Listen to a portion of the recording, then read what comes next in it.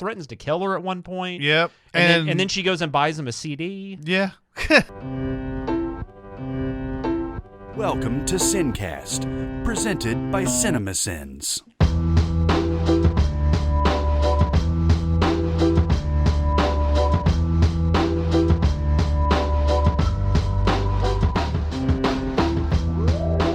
All right, everybody, welcome to the SinCast. This is Chris Atkinson from Cinemasins, joined by Jonathan Watkins from Cinemasins. Hello, hello. And today we're going to be doing a mini-pod. Spooky pod. Turning pod. Turning pod. There you go. Of the Turning, which I could not have been shocked more when I saw Based on Turning of the Screw. Oh, the Henry James novel, by Turning the Henry Screw. James. Which I read, I don't know, it's probably been 20 years. I had a Henry James kick. Some adaptation of his was out at one point, and it might have been Jude. Did he write Jude? No, it was Thomas I don't know. Hardy. Wings of the That was Dove. Thomas Hardy. Wings of the Dove is one of them. What else is there? Far from the Maddening Crowd, maybe. I don't know. But anyways. Portrait of a Lady. Portrait of a Lady, yeah. I was on a bit of a kick, and that was one of the books I read. And then I've seen the Deborah Kerr movie, which is probably the most popular adaptation from 1961, The Innocents. Kerr? Deborah Kerr? Deborah Kerr, yeah. Oh, okay. The Kerr, yeah. The Innocents, which is a pretty, I guess, a well-known adaptation. But I haven't seen that or read the book in so long. I honestly don't even know how much of this is Turn of the Screw. Yeah, they start off with the death of Kurt Cobain. Yeah, so this movie takes place in 1994 for no reason. Yeah. Really no reason. Cell phones, maybe. I mean, the only reason why they're doing this is so that it seems modern, but it also seems like it's in the past. I don't know. What's kind of interesting, though, I mean, instead of actually having like a subtitle telling us the year, they just did the death of Kurt Cobain. Or it's the memorial service or whatever is on the news, which was, I think, 2 days after or something. That's what they said. So it's something like April of 94, March of 94, whenever that was, that he passed away. So yeah. What is this movie about? Mackenzie Davis plays a governess who I've never really explored what governesses do or anything like that. And maybe that's another reason. Maybe that's not really a thing anymore. I mean, I don't know, but maybe that's another reason it was more in the past. But from what I gather, they are basically like surrogate mother / teacher type people that get hired. Yeah, a little more than a nanny. They actually homeschool the kid or whatever, and take care of them a little more than just like a babysitter would, I guess. Yeah, and she thinks that it's gonna be this one girl, Flora, played by Brooklyn Prince, who a lot of people know from Florida Project. Yep. And she thinks it's gonna be just her, but then Finn Wolfhard comes in. He plays Miles, her brother, Flora's brother. Yeah. And he comes back. He's from a boarding school of some sort, and they get off on the wrong foot immediately. Sure. He's like as soon as she's wandering around at night, and she bumps into him, and he's like, you should probably go back to bed or some crap like that. And then there's to round it out, there is I guess a maid or somebody who's working there, who's been in the family for years. Yeah. Who's very strict and angry and basically doesn't give Mackenzie Davis any real advice or any any support or anything. Yeah, and I guess she's their guardian now because their parents have passed away. I right? guess I kept wondering why they needed Mackenzie Davis, really, but I guess if you're the maid or whatever, that's your job, and you need to worry about that and not worry about getting them educated and everything. Really weird too. This actress Barbara Martin doesn't even have an IMDb picture, which is kind of odd these days. That is weird. But yeah, she plays Mrs. Gross. Yeah. The whole setup is really weird. For sure. Yeah, she Mackenzie Davis, who plays Kate Mandel, gets she's got a roommate. She tells her roommate, I'm sorry, I'm not going to be able to hang out with you. I'm going to be helping this family for a while, and then she goes and sees her mom, who I guess is in some sort of mental health institution of some sort. Jolie Richardson. Jolie Richardson, I hadn't seen in forever. Nope. But perfect casting, I think. Like Jolie Richardson looks a lot like Mackenzie Davis, I think. They do kind of resemble. And to be fair, Jolie Richardson might give the best performance in the movie in the few minutes she's in. Yeah, you're probably right. But she visits her real quick, and she's in some. It looks like a really strange facility too. Like it's. Was she in the pool when she visited her? I guess with no water in it. Yeah. I know that happened. That's what it looked like to me, and she was like painting. Okay, yeah. I wasn't quite sure what that was. Like if it was just some room they decided to build all weird, or if it's a pool. Like it could very well have been a pool. But yeah, she goes and visits her for a little bit, and then goes over to the house, and then there's weird shit that starts happening. There's involving ghosts. I really want to kind of get into spoilers as soon as I possibly can, but what do we want to say? I don't think you can really talk about this in detail at all without getting into spoilers. Overall, I really, really hated this movie. Yeah. This is quite possibly one of the worst movies I've seen in many years. Mm-hmm. I hope this is the worst movie I see this year. I can't imagine watching something worse than this year. It might happen. Mm-hmm. This movie, it's bad. And it's like, and this will definitely get into more in spoilers, but this movie is almost borderline like incompetent. Like it's kind of embarrassing, like that this was the final product. And I want to know more about this. Like something had to have happened. Yeah. Because this barely functions as a movie. That's the best way I know to put it. That's probably right. And that's why I hate it so much, because I mean it's like something like Underwater was shit. We talked about that a couple weeks ago. But like Underwater told a story that you could follow. This is just like this is nonsense. Yeah. Grade. Give me a grade. Oh, great. So, this is an F. I mean, I don't know how to give it anything else. There's nothing. The one thing in this movie that I actually kind of enjoyed, and I'll go ahead and say this, and this is going to sound shitty at first, but the credits. Oh, yeah. There was this really cool music came on in the credits, and there was this really weird like imagery going on. I mean, it's not like, it's, I mean, I don't even, I mean, I guess it's like a hand on a wall basically is the essential thing that's going on in the credits, which doesn't give anything away. Mm-hmm. But it was just this really weird like couple of minutes. Yeah. Where I was kind of engrossed. It had this like Italian, like this like 60s, 70s Italian horror movie feel to it almost, like a Dario Argento film or something. Mm-hmm. The music almost sounded Goblin-esque, like who did a lot of his scores. So that was like the one thing I liked in this entire movie. Yeah. So it's an F. Okay. Yeah. Again, I'm gonna stick to the rules that if it's an F, then it's got to be in the Room type territory where, the acting is horrible. The writing is horrible. It's close. Totally it's fair. close. Totally fair. I think the acting is enough to pull this up to a D. Okay. And that's where I'm going with this, because I agree this movie's not good at all. No, that's fair. I mean, maybe I should be more in the D-, but I don't know. F is just no. What You're totally head. fine giving it an F. I'm not saying you should change it. I don't disagree on the acting though. Like Mackenzie Davis is serviceable. I mean, and she's a good actress. I feel like Finn Wolfhard's really good in this.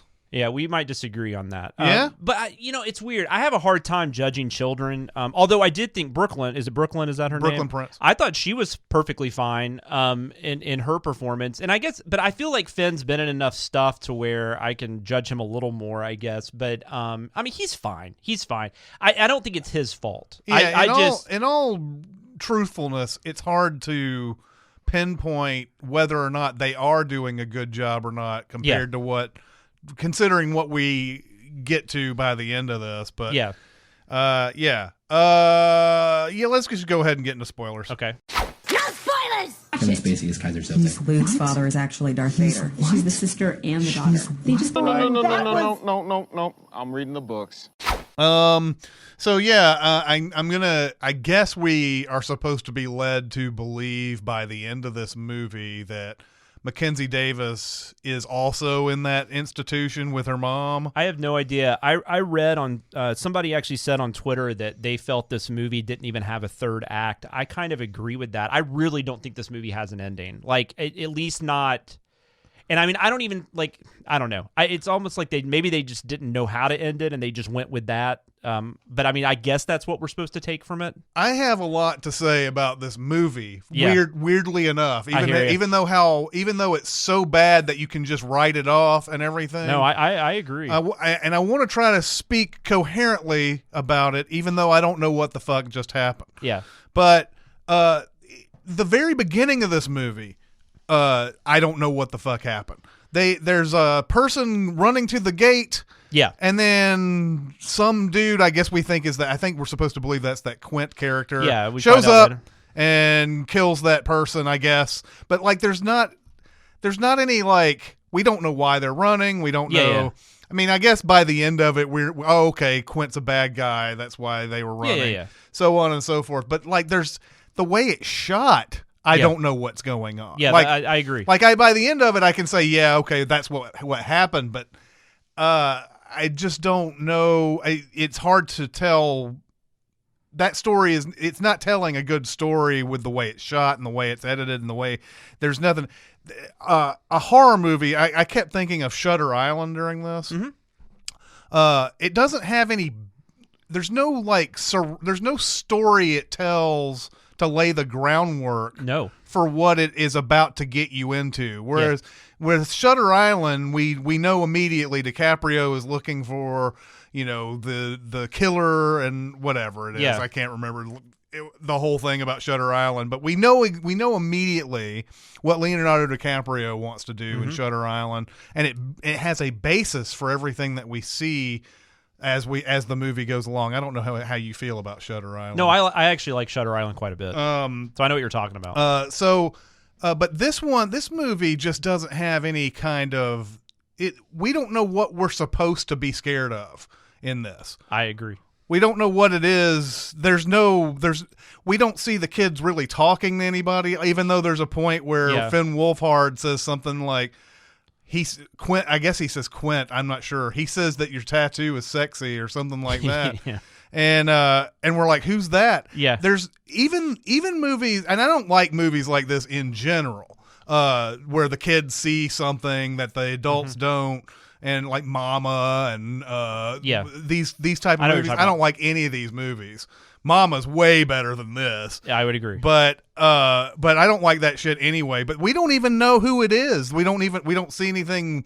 There's a couple of jump scares, but it doesn't make really any sense until way later. I guess we're supposed to believe Quint is just some sexual pervert of some sort, and he raped women, and at least he raped the former governess, because that's who was running at the beginning. We find out, and so we know he did that, but prior to that, no clue. And their parents are dead, and that seemed like, I mean, what little they talked about it, that seemed like that was a natural thing, or it was an accident or something. So this Quint guy, I mean, I don't know. Structurally, this movie is shit. I also think it doesn't help if you know that it's based on the turn of the screw. I think that fucks with you too, because then you immediately know, okay, well, that's a ghost story. So you're expecting that to be the case, which there are ghosts in this. Don't get me wrong, but that's why, I wish I had remembered that better. Because I still don't really know what they took from that, other than she's a governess, there's a couple kids, and then there's ghosts. I mean, that's basically turn of the screw, but I don't remember if all the sexual stuff is really relevant. And and that's another thing. This movie, there's a very weird sexual nature to this film that really doesn't come about until when there's about 20 minutes left. Yeah. And it just comes out of nowhere, and so it's really off-putting. Not that rape's ever not off-putting, but I mean, it doesn't even make sense within the story based on what we've seen up to that point. I don't understand why all of a sudden I'm getting all this thrown at me. Yeah. There hasn't been any lead up to this. No, I mean, there's been some weird stuff with like the Finn Wolfhard character has been a little inappropriate has been very inappropriate with Kate. Miles, right? And that Finn Wolfhard's name. Miles has been very inappropriate with Kate. And that's another thing. The structure of this movie, what little there is, it's basically like once Miles gets there, which is probably 10 minutes into the movie, all it is for the next hour, it's a series of Miles does something that pisses Kate off, and then Kate gets really upset, either almost leaves or thinks about leaving.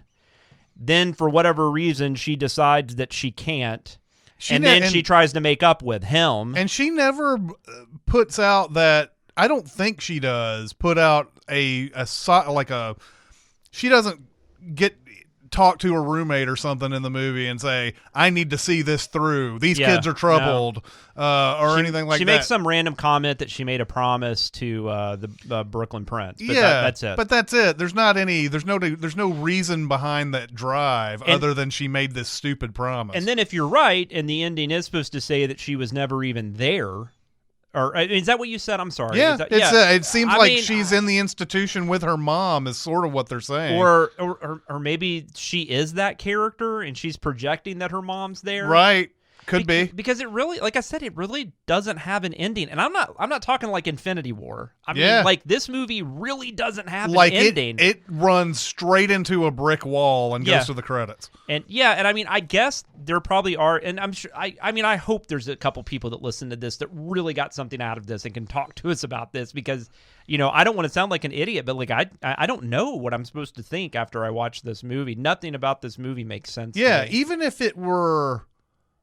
they were to make this movie where it's just about mood and atmosphere, they didn't do a good job. No. Even if it's just about that, like maybe we aren't supposed to know what everything is in the story. There's not anything in there that makes me feel unsettled, really. No, and this Floria, the director is Floria, I'm going to go with Sigismondi. I'm sure I butchered the shit out of that. She directed The Runaways. This is her first film since 2010. Wow. Runaways is a pretty good movie. Yeah. Kristen Stewart and Dakota Fanning. And then she's done like a ton of really cool music videos. Like she's done some Katy Perry and Taylor. I mean, I think her career goes all the way back to the 90s. In fact, because I looked up, she had done some she's done like she did Bjork and Jimmy Page and Robert Plant, Most High, Sarah McLachlan. I mean, she's David Bowie videos. Yeah, and then she's even worked like on A Handmaid's Tale and American Gods. I mean, she's got really cool like a visual sense, and I guess this movie like looks okay at times, but I don't know. I feel like I really want to know what happened in the making of this movie, because there's got to be a story there. Would be fascinating.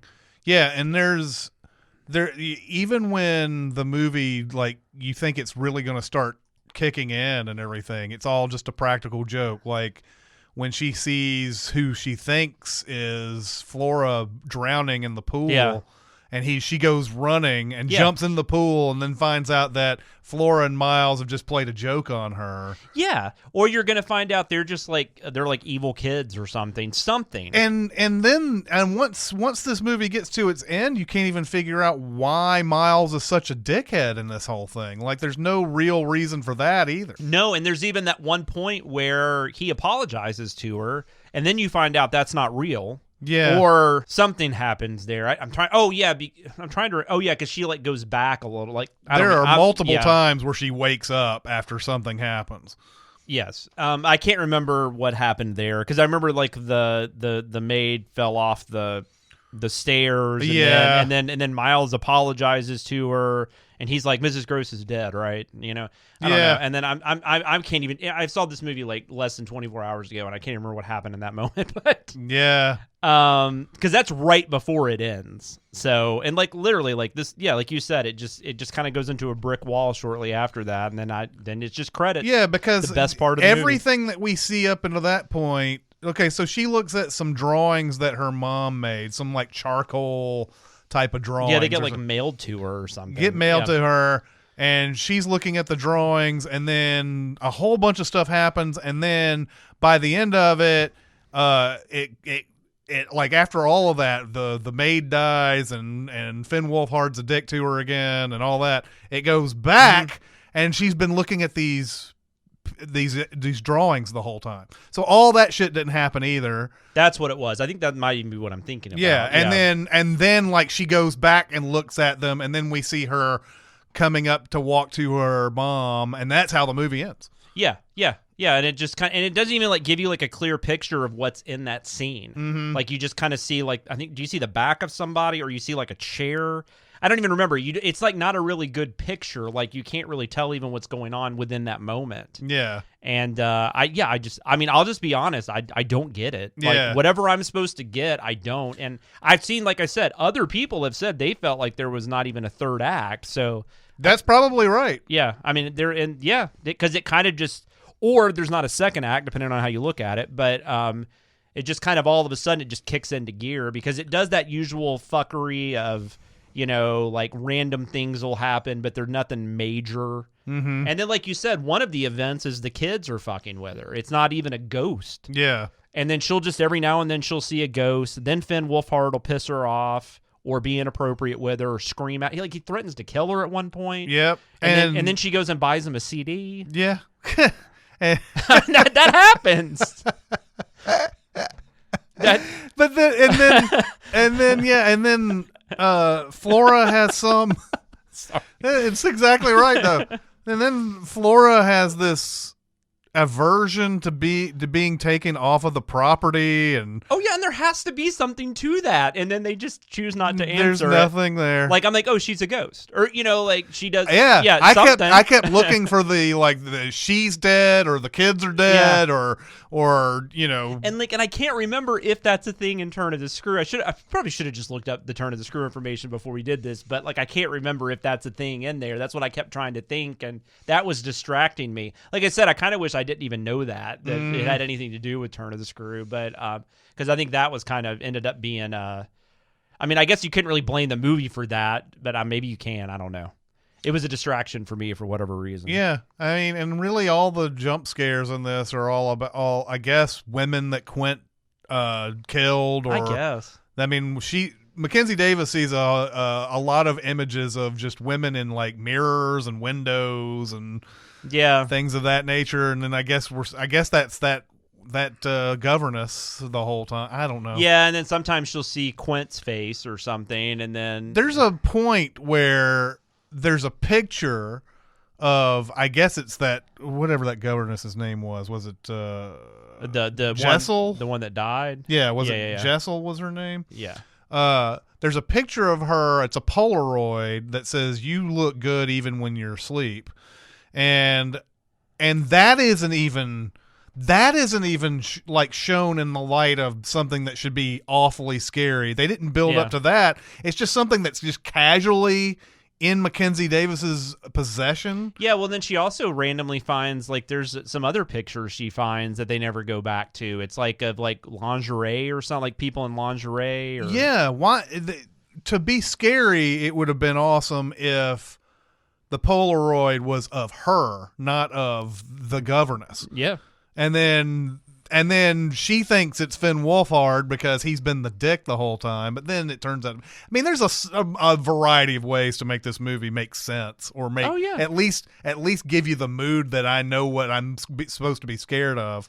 And I just didn't get it the entire time. I agree. So what did you like? So you said you did like Finn Wolfhard? I did. I even though his character is weird to me because he alternates from being total dick with no redeemable qualities to almost looking like he feels sorry in certain issues. Yeah. There's a moment where Mackenzie Davis comes in and says, "Well, I'm just going to leave." And Finn Wolfhard's like, "Well, yeah, just leave," like all of them do. And she walks off, and then the camera stays on Wolfhard during this whole time, and he's got this look on his face like, "Oh man, I shouldn't have said that." Yeah. Yeah, exactly. And then he just proceeds to continue to be a dick the rest of the whole drumming scene that pissed me off in the trailer, and I was just hoping that there would be something. But I thought he played that character well. I just don't know I think, yeah, he did what was on the page. I mean, what his deal is. Yeah, exactly. I think, and maybe it's just hard to buy him in that kind of role just because we're so used to seeing him like Stranger Things or even It. Now, I think the characters in Stranger Things and It are different, but they're still, he's very likable and very, kind of geeky and, in a fun way. And I don't have a problem with him. I don't know, just him trying to do like it. I kept kind of thinking of Tobey Maguire in Spider-Man 3 when he's supposed to be like goth. Like, it's what I kept thinking about whenever there was a moment where he had to play it like really like he was being a dick or he was tortured soul. Yeah. and that might have had something to do with the mid-90s setting too, because it definitely had like a grunge aesthetic to it at times, especially with his character. So and obviously this director has a musical background. At least she does videos and stuff. So I mean, maybe there was something there. Yeah, musically that made her want to set it in 94, but I don't know. Would have been nice if that had come back in some way. I mean, even if they had just somehow made the ghost Kurt Cobain, that would have made more sense than all the other stuff that they did in this. Yeah, and I hope this doesn't she made Runaways. I mean, which was like I said, it was a good movie. I mean, she can make a good movie. So, and I read somewhere where she's thinking about doing another horror movie. So maybe the next time out it'll be better. Yeah. But God, yeah, this was miserable. Like, and it just feels, even though like it's maybe, I don't even know how long it is, maybe 90 minutes. Yeah, it's like an hour and a half. And it, like I said, an hour and 34 minutes, and then it doesn't even really have an ending, but it still felt interminable. Like, because like I said, it was just over and over. It was just on repeat with the whole Miles Kate dilemma. Like, he's going to do something weird. She's going to get upset. And then like, or like the Mrs. Gross is going to piss her off and, get on to her for getting on to these kids who are like being horribly inappropriate with her. Yeah. The whole thing is just weird. It is. And it doesn't pay off. I mean, that's the thing. I mean, you can have weird like that and you can have like creepy shit going on, but there's got to be some kind of payoff. You can approach this movie at any angle. If you want to just call it, it's just trying to set a mood, it doesn't do that. Straight horror movie doesn't do that either. Yeah. If it's trying to get inside the mind of someone who's got troubles or whatever, it doesn't do that well at all either. No, it doesn't. And I feel like the way we're talking about this might entice some people to actually watch it because they're just like, wow, that's fascinating. Don't. Like, I'm telling you, just don't. Yeah, it is a curiosity, but it's not something that I would recommend that you go and watch. Go watch The Room again or something. I mean, don't watch this. Yeah. But I know what you're saying. Yeah, like I almost feel like there should be an F- because I do know what you're saying. Like, this isn't The Room or Birdemic, but it is the closest you get with like a studio film with like a good budget, a cast of known actors. I think you're right. It's completely confusing and makes no sense. And it's this is a weird comparison, but like I was trying to think of like something like a studio film I might give an F over the last year or so. Like MIB International might be like close to that, where you have all the makings there of what surely at one point was something, but then this is what we got. So I don't know. It's terrible. Yeah. I don't know how many ways to say it's terrible. Yeah. I mean, and towards, about the 45, 50 minute mark, I was like, well, maybe I was like, well, maybe there's something I'm just not seeing. Like, there are movies that you watch in your lifetime that like 5 years later you're like, oh, is there any way that this could be considered genius 5 or 6 years down the line? And I can't possibly see look at it this way. Think if like Sixth Sense ends when he's sitting with him in the hospital. Like after they have that conversation, he says, I see dead people, and then it just ends. Yeah. Or something, so whatever, pick your scene. But like if it was, that's kind of what this is. Like it's a slow burn build up to something that never happens. Yeah. Yeah. I think that's exactly the way we should end this review. There you go. Okay, did you guys see The Turning? Go to SinCast presented by Cinemasins and tell me what you thought. We also have Cinemasins Twitter. We have Music Video Sins Twitter. We're on SoundCloud. We also have a Discord. If you want to get on Discord, you can get to our Reddit page and find the link on the right side of the page. Or you can go to Facebook and private message me, and I will give you the link there. Where can people reach you, Jonathan? You can reach me on Twitter at SamLoomis13, and you can listen to me every week if you choose to on the Behind the Sins podcast with Danae Hughes and Aaron Dicer. All right, well, that'll do it for this mini-pod. It was miserable. A misery pod. A misery pod. We should have started with That's that. what it is. Misery pod. It's Chris Atkinson, Jonathan Watkins. We'll see you next time. Thanks for listening. Comment on our episodes on our SoundCloud page. Check us out on YouTube, Twitter, Facebook, and Reddit. And be sure to visit cinemasins.com.